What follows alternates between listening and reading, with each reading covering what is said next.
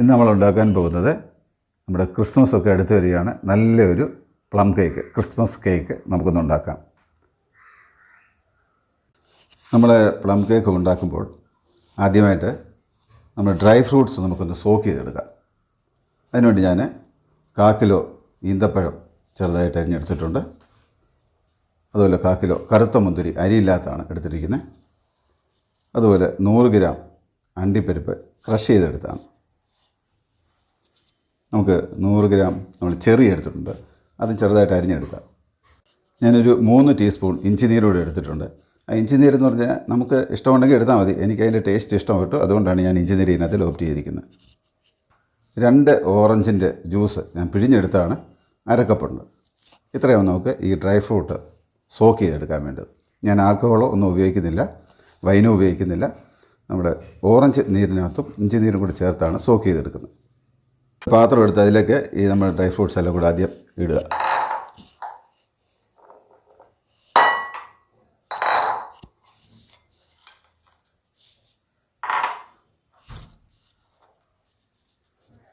ഇനി അതിലേക്ക് ഓറഞ്ച് നീരും ഇഞ്ചി നീരും കൂടി ഒഴിച്ച് നമുക്ക് നല്ലപോലെ ഒന്ന് മിക്സ് ചെയ്ത് ഒരു 5-6 മണിക്കൂർ നമുക്ക് സോക്ക് ചെയ്ത് വെക്കണം. കാരണം ഈ ഇഞ്ചി നീരും ഓറഞ്ച് നീരും കൂടി ഫ്രൂട്ട്സിലൊക്കെ ഒന്ന് പിടിക്കട്ടെ.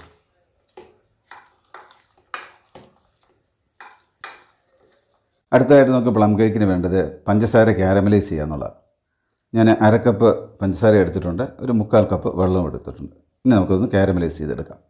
ഞാൻ സ്റ്റൗ കത്തിച്ച് പാത്രം അടുപ്പ് വെച്ചിട്ടുണ്ട്. അത് ചെറുതായിട്ട് ചൂടായിട്ട് വന്ന് അതിലേക്ക് ഞാൻ പഞ്ചസാര ഇട്ടിട്ടുണ്ട്. ചെറിയ തീയിൽ നമ്മൾ ക്യാരമലൈസ് ചെയ്യണം. വലിയ തീയായി കഴിഞ്ഞാൽ കരിഞ്ഞു പോകും, പുകഞ്ഞു വരും. അതുകൊണ്ട് നമ്മൾ ഇപ്പോൾ വെള്ളമൊന്നും ഒഴിച്ചിട്ടില്ല, ചെറിയ തീയിൽ ഞാൻ സ്റ്റൗവിൽ വെച്ചിരിക്കുകയാണ്. നമുക്കിനി ഇത് പതുക്കെ നോക്കാം. നമ്മുടെ പഞ്ചസാര ഉരുകി തുടങ്ങിയിട്ടുണ്ട്, ഒരു ബ്രൗൺ കളർ വന്നു തുടങ്ങിയിട്ടുണ്ട്. നമ്മൾ തീ അധികം കൂട്ടല്ല, അങ്ങനെ തന്നെ ഇരിക്കണം. ഇനി നമുക്ക് പതുക്കെ ഇളക്കി കൊടുക്കാം.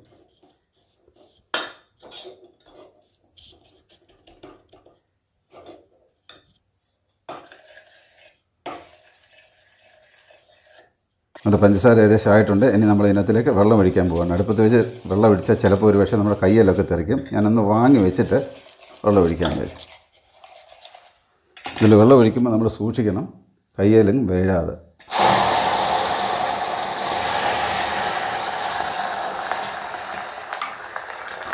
ഇനി നമുക്ക് നല്ലപോലെ ഒന്ന് ഇളക്കി കൊടുക്കാം. ഇനി ഇതിലല്പം ഒന്ന് കുറുകി വരുന്നിടം വരെ നമുക്കൊന്ന് ഇളക്കി കൊടുക്കാം. നമ്മുടെ പഞ്ചസാര കാരമൽ ഏകദേശം റെഡി ആയിട്ടുണ്ട്. ഇനി നമുക്ക് വാങ്ങി വെച്ച് തണുത്ത് കഴിയുമ്പോൾ അല്പം കൂടെ ഒന്ന് കട്ടിയായിക്കോളും. നമുക്കിനി ഇത് വാങ്ങി വെക്കാം.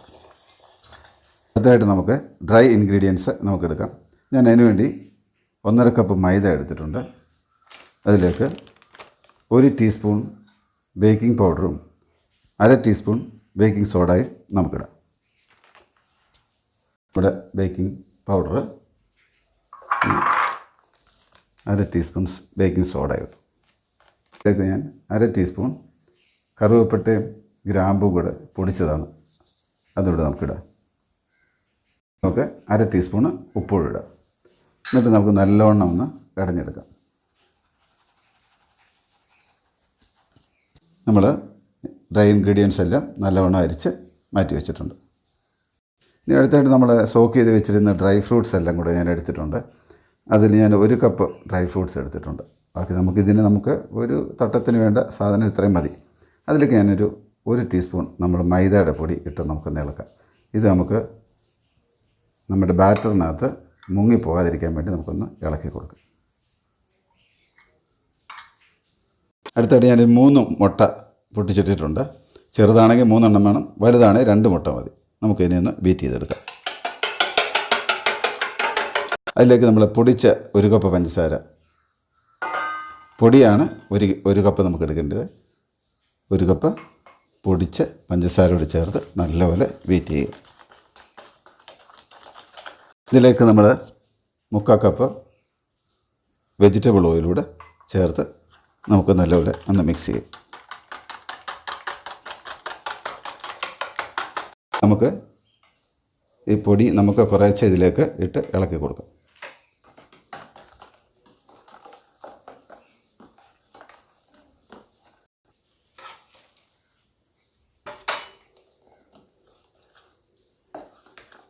നമുക്കിങ്ങനെ ഫോൾഡ് ചെയ്ത് നമുക്ക് ഇളക്കിയെടുക്കാം. നമ്മൾ കാരമലൈസ് ചെയ്ത പഞ്ചസാര കുറച്ച് ഒഴിച്ചു കൊടുത്ത് അതുകൂടെ ഒന്ന് മിക്സ് ചെയ്യുക.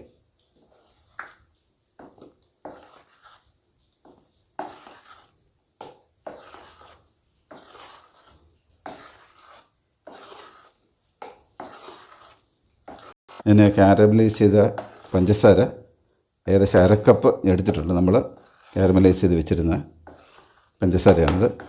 1/2 കപ്പാണ് ഇതിനകത്ത് ചേർത്തിരിക്കുന്നത്.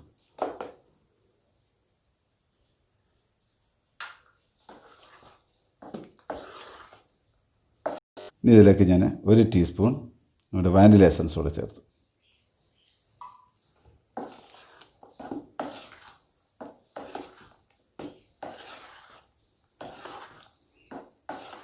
നമ്മൾ എടുത്ത് വെച്ചിരുന്ന ഡ്രൈ ഫ്രൂട്ട്സ്, സോക്ക് ചെയ്ത് വെച്ചിരുന്ന ഡ്രൈ ഫ്രൂട്ട്സ് കൂടെ നമുക്കിട്ട് നല്ലപോലെ ഒന്ന് ഇളക്കിയെടുത്ത് നമുക്ക് കേക്കുണ്ടാക്കാം.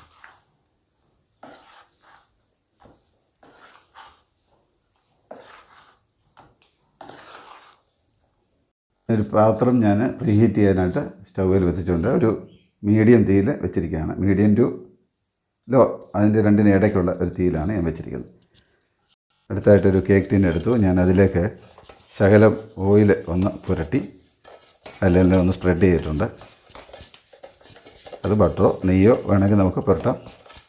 ഇതിൻ്റെ സൈഡിൽ പറ്റി പിടിക്കാതിരിക്കാൻ വേണ്ടിയാണ്.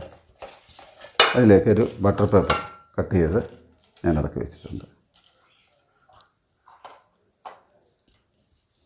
ഇതിലേക്ക് നമ്മുടെ ബാറ്റർ ഒഴിക്കുക.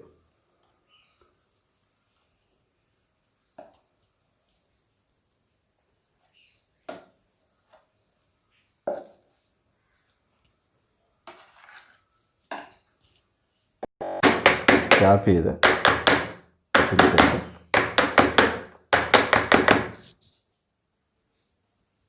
ഹീറ്റ് ചെയ്ത പാത്രമുണ്ട്, അതിലൊരു തട്ട് ഞാൻ വെച്ചിട്ടുണ്ട്.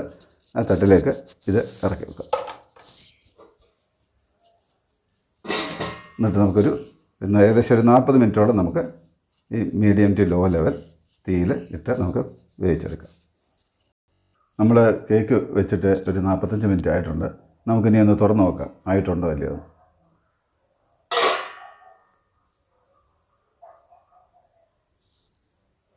ഇദ്ദേഹത്തിലെങ്കിലും പറ്റിയിട്ടില്ല. അപ്പോൾ നമ്മുടെ കേക്ക് വെന്തിട്ടുണ്ട്.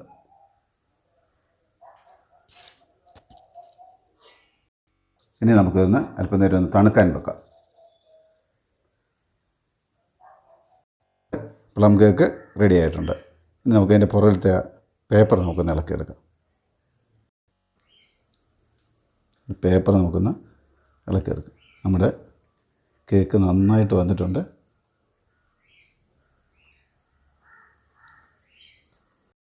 കേക്ക് നമുക്കൊന്ന് കട്ട് ചെയ്തെടുക്കാം.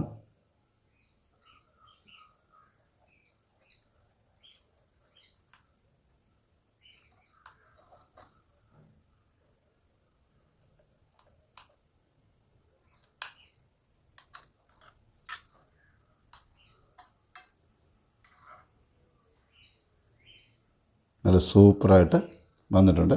നല്ല സോഫ്റ്റ് കേക്കാണ്.